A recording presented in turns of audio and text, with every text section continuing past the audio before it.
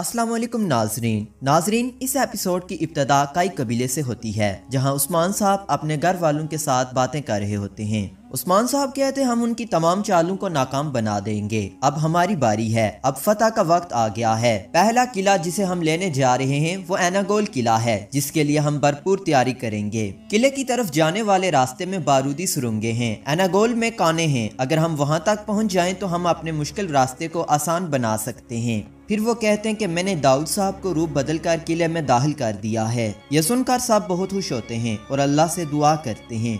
उस्मान साहब कहते हैं गवर्नर साबरूस हमसे मिलने आ रहा है। हम तुर्कों की रवायात के मुताबिक उसकी मेज़बानी करेंगे। दूसरी जानिब दिखाया जाता है कि दाऊद साहब सिपाही गेंजे और जरकताए के साथ रूप बदल लेते हैं। अगले ही लम्हे उन्होंने लोहे की कानों में घुसना होता है। पास ही कुछ सलेबी होते हैं जो गुजरने वाले हर शख्स की अच्छी तरह तलाशी कर रहे होते हैं। पास बहुत सारे तीर अंदाज खड़े होते हैं। इतना में वहाँ बहुत से मजदूर आ जाते हैं। ये सब कान में काम करने के लिए जा रहे होते हैं। दाऊद साहब अपने साथियों के साथ इनके ग्रोह में शामिल हो जाते हैं और यूं करते करते ये सब खुफिया कान में चले जाते हैं। रास्ते में सलेबियों ने हिफाजती इक़दामात को अपनाते हुए अपने बहुत से सिपाही खड़े किए होते हैं। कमांडर आरगूस भी उनके साथ होता है। इसके बाद हमें किला हरमन काया दिखाया जाता है, जहां मारिया तुन कार्मिला के साथ काम में मगन होती है।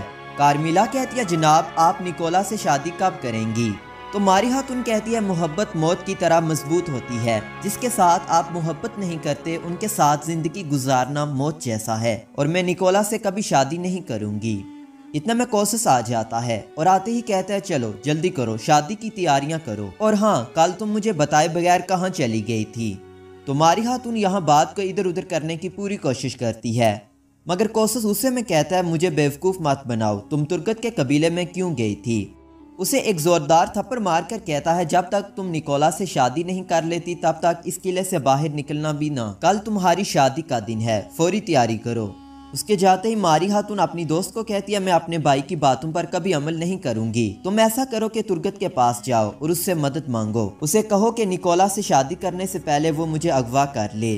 दूसरी तरफ दिखाया जाता है कई कबीले में दाऊद साहब एनागोल किले के नक्शे पर बातचीत कर रहे होते हैं। उस्मान साहब को सारी तफसीलात बता देते हैं, कहां कहां पर लोहे की कानें हैं और कहां पर सुरंगें हैं।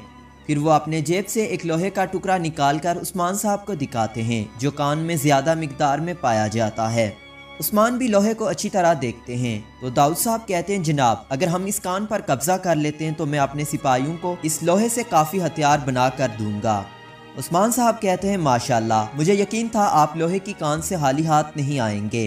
दाऊद साहब कहते हैं लेकिन जनाब ये काम काफ़ी मुश्किल है, हमें सबसे पहले एनागोल सरहद को पार करना पड़ेगा।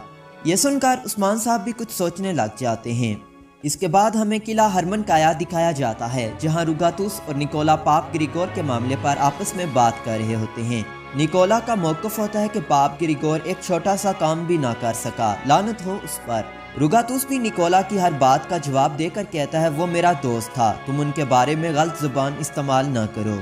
उसी दौरान वहाँ गवर्नर साबरूस अपने लोगों के साथ आ जाता है। इसकी बेटी भी इनके हमरा होती है, जिसका नाम हीरा होता है। सलाम दुआ के बाद साबरूस कहता है मैं यहाँ तुम लोगों से मिलने नहीं बल्कि खबरदार करने आया हूँ। नेकिया जाते हुए उस्मान साहब पर रास्ते में हमला किया गया था और मेरे महल में भी उसे किसी ने जहर देने की कोशिश की, और मुझे पता है जिसने उस्मान पर गात लगाकर हमला किया उसी ने मेरे महल पर भी हमला किया। निकोला साबरूस के सामने आकर कहता है हमला मैंने किया था, अगर हो सका तो मैं दोबारा भी हमला करूंगा, और मैं जानता हूं तुम वही हो जिसने उस्मान के साथ तिजारत का मायदा किया, हालांकि हम सब ने तुम्हें रोका था।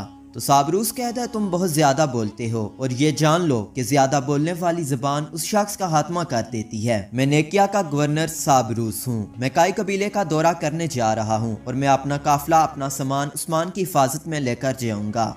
रुगातुस कहता है याद रखना इन जमीनों में तख्त हमेशा फैलते रहते हैं, लिहाजा मुहतात रहना। इसके बाद हमें काई कबीला दिखाया जाता है, जहां उस्मान साहब काफी सोचने के बाद कहते हैं साबरूस को यहां दावत पर बुलाया है, हम उनके काफिले के साथ एनागोल जाएंगे और काफिले को फतह करने के लिए हमें आसपास की जगहों पर बहुत पहले कब्जा करना होगा। हम इस बारे में गवर्नर साबरूस से बात करेंगे और उसके बाद वो हमारा साथ देगा। दूसरी जानिब जारकताए छुपके से आईगुल के हैमे में घुस जाता है। वो आईगुल को पुकारता है लेकिन आईगुल हैमे में नहीं होती। जारकताए ने आईगुल के लिए कान से कीमती पत्थर लाया होता है। जरकताए पास पड़ा संदूक खोलता है। उसी दौरान आईगुल उसे देख लेती है। जैसे ही जरकताए वो कीमती पत्थर रख कर बाहर जाने लगता है, वो उसे दबोच लेती है और कहती है, क्या तुम अपना हैमा भूल गए हो? जरकताए कहता है, मैं तुम्हें ढूंढ रहा था, मैं कल सुबह अपने मिशन पर जा रहा हूँ, मैंने सोचा कि मैं तुम्हें देख लूँ। फिर वही पत्थर दिखाकर कहता है, मुझे ये वहाँ से मिला, ये अंधेरे में बहुत चमक रहा था, मुझे आपका ख्याल आ गया। ये सुनकर आईगुल भी वो कीमती पत्थर ले लेती है। तो जरकताए कहता है, पागल लड़की, अब जल्दी से हाँ कर दो, बस मैं अब और इंतज़ार नहीं कर सकता। मगर आईगुल नहीं सुनती और धक्के देकर उसे वहाँ से बाहर निकाल देती है। तो जरकताए कहता है कि ऐसा ना करो, ऐसा ना हो कि कान में काम करते हुए कान मेरे ऊपर गिरे और तुम्हारा जीना हराम हो जाए। आईगुल नहीं सुनती और उसे वहाँ से बाहर निकाल देती है। इसके बाद हमें तुर्गत साहब का कबीला दिखाई देता है, जहाँ हेमे में तुर्गत तलवार तेज करने में लगा होता है। साथ ही सिपाही इजाज़त लेकर कार्मिला को ले आता है। तुर्गत उसको देखकर हैरान रह जाता है और कहता है, तुम यहाँ क्या कर रही हो? तो कार्मिला कहती है, जनाब, कोसस मारी हातून की शादी निकोला से करने वाला है, वो ये सब कुछ ज़बरदस्ती कर रहा है और ये शादी कल होने वाली है। तुर्गत कहता है, उसे इतनी जल्दी क्या है और मारी हातून मुझसे क्या चाहती है? तो वो कहती है, जनाब, वो चाहती है कि आप उसे बचा लें। यह सुनकर तुर्गत साहब कहते हैं, ठीक है, मेरे जवाब का इंतज़ार करें। यह सुनकर वो वहाँ से चली जाती है।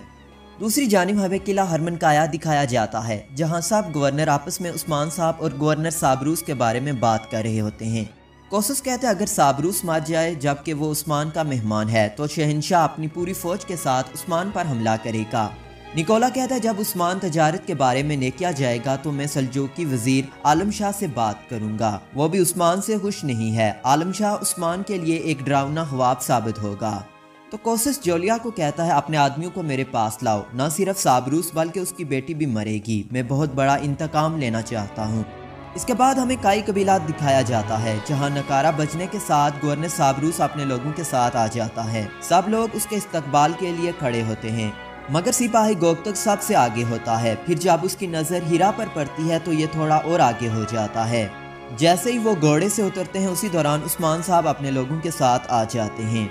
उस्मान साहब भी उन्हें खुशामदीद कहते हैं। फिर हीरा सिपाही गोकतक के बिल्कुल करीब जाकर खड़ी हो जाती है। उस्मान साहब के हुक्म पर सब सिपाही अपनी तलवारों और ढालों की मदद से रवायती रक्स पेश करते हैं। सब बहुत खुश होते हैं, लेकिन सिपाही गोकतक हीरा को देख रहा होता है। रक्स खत्म होता है तो गवर्नर साबरूस खुश होकर कहता है, उस्मान साहब, जनाब, अगर आप सच पूछें तो मुझे ऐसा शानदार इस्तकबाल कभी नहीं मिला। उस्मान साहब कहते हैं, जनाब, अभी तक आपने कुछ नहीं देखा, अब मेरे सिपाहियों की तीरंदाजी की मशकें देखें। उस्मान साहब के हुक्म पर सिपाही गोकतक हवा में उड़ती हुई किसी चीज़ पर तीर चलाता है। यह देखकर गवर्नर समेत हर कोई हैरान रह जाता है। नाजरीन, यहाँ पर यह एपिसोड ख़त्म हो जाती है। अगर आपको हमारी वीडियो अच्छी लगी, वीडियो को लाइक कर दें, चैनल को सब्सक्राइब और कमेंट बॉक्स में